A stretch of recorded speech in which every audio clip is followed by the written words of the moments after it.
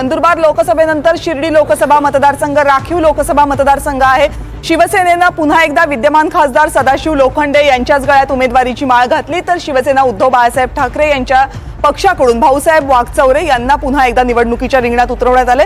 भाऊसाहेब वागचौरे यांनी या अगोदर सुद्धा या मतदारसंघातून निवडणूक लढवलेली आहे। वागचौरे की लोखंडे? लोखंडे। ओके, वागचौरे हुशार आहेत निवडणूक व्यवस्थापनात, त्यामुळे चुरशीच्या लढतीत मी आता म्हणते वागचौरे। ओके, एक एक इथे मला काट्याची दिसते लढत।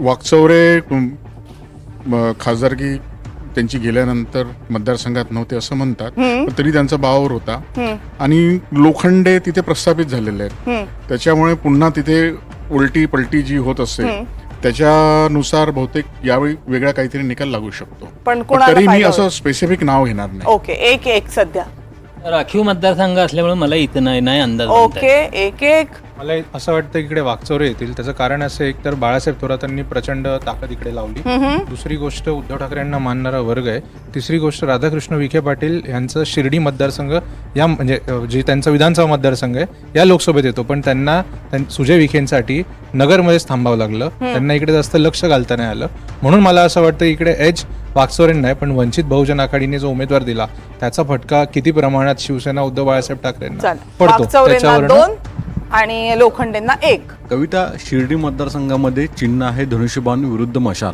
पण या मतदारसंघामध्ये विजयीचा फॅक्टर ठरणारे एक आहेत बाळासाहेब थोरात जे काँग्रेसमध्ये आणि जे दुसरे आहेत विखे जे भाजपमध्ये। या दोन नेत्यांची एक वेगळी कलाकारी इथे फार महत्वाचा मतदारसंघाचा भाग आहे। फायदा कोणाला होईल? फायदा होईल जर विखेंनी अतिशय प्रामाणिकपणे काम केलं असेल तर लोखंडे यांना। ओके, 2-2 तुझं मत निर्णायक आहे आता।